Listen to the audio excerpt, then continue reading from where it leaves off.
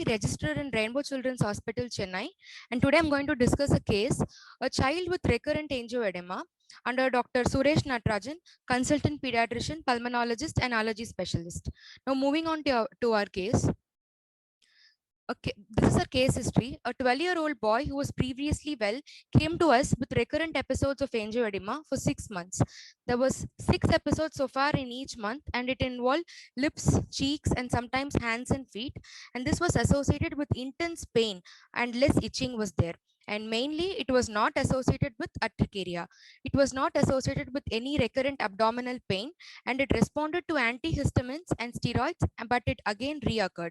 There was no personal history of atopy, that is allergic rhinitis or asthma, and there was no family history of atopy. It was not associated with any insect bite, food, or it didn't aggravate with exercise or drugs. There was no history of anaphylaxis, and it didn't have any recurrent fever, weight loss, rashes, or arthritis regarding connective tissue disorders. And on systemic examination, it was normal. So this boy was referred to us in the allergy clinic to rule out if it was hereditary angioedema and to opine about the recommendation of EpiPen. So now we have a case of recurrent angioedema without urticaria. So what is the probable diagnosis? First is allergic angioedema. Second would be drug-induced angioedema. Third, hereditary angioedema and idiopathic angioedema.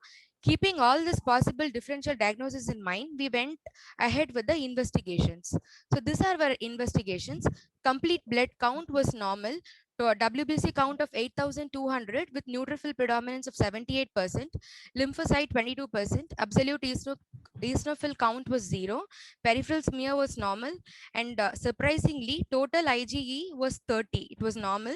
ESR-CRP was normal. Liver function test, renal function test, and thyroid function test was also normal. And workup for hereditary angioedema was also done, where the complement level C3, C4 was normal, and C1 esterase inhibitor levels was also quantitatively normal. Now, next we moved on to the allergic skin test. This allergy skin test, we used normal saline as a negative control and histamine as a positive control. And out of all the allergens tested, it shows no significant sensitization to the tested allergens. But autologous serum skin test is positive. There was a wheal of 10 millimeter into 10 millimeter diameter, which is significantly positive. And this positive test indicates there is an autoimmune phenomenon where autoantibodies are directed against the IgE and IgE receptors in the patient. In this autologous serum skin test, we use the patient's own serum sample injected to test for the sensitization. Now, the recurrent angioedema without urticaria, previously we had the possible differential diagnosis. We'll rule out one by one. Now, allergic angioedema is ruled out because our allergic skin test was negative. Secondly, there was no history of any intake of ACE inhibitors or calcium channel blockers where drug-induced angioedema is ruled out. Thirdly, the history is also normal and the laboratory investigation also did not suggest of any hereditary angioedema. And finally, we have idiopathic angioedema in our working diagnosis. Then how did we manage this child? We started the child with antihistamines at normal doses, but there were recurrence of angioedema. So this antihistamines, the dose was stepped up to 4 times, that is a maximum dose.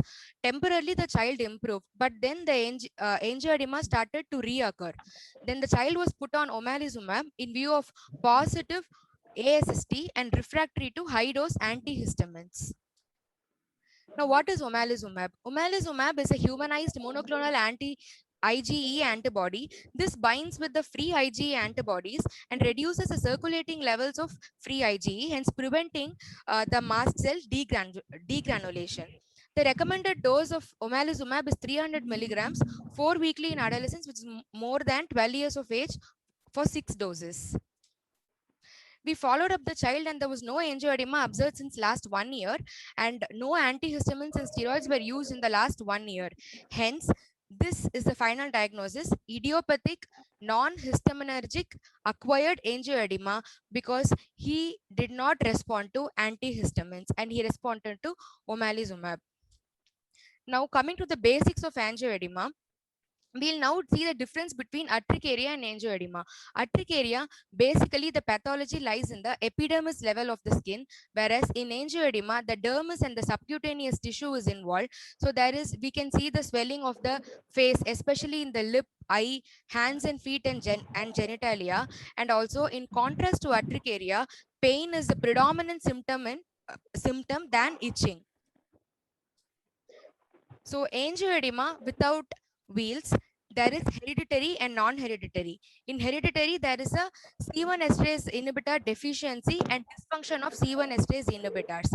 In non-hereditary, it is again divided into non-histaminergic and histaminergic based upon the antihistamine response. So non-histaminergic is further classified as ACE-induced non-histaminergic, idiopathic non-histaminergic, and acquired C1 esterase inhibitor deficiencies. Now, in our case, there is angioedema without wheals, with normal C4 levels, with no drug history, genetic history, and normal peripheral counts, which is idiopathic angioedema. And further, idiopathic angioedema did not respond to our antihistamines, and there was no family history of angioedema. Thus, our final diagnosis is Doctor, this is your last few slides, doctor. Idiopathic non-histaminergic acquired angioedema. Now, this idiopathic acquired angioedema is about 10% of the angioedema cases. It is characterized by no wheals, non-familial, it has got no causes, and it is Doctor, I think you're exceeding time. Kindly conclude with the last. And it is rare in children.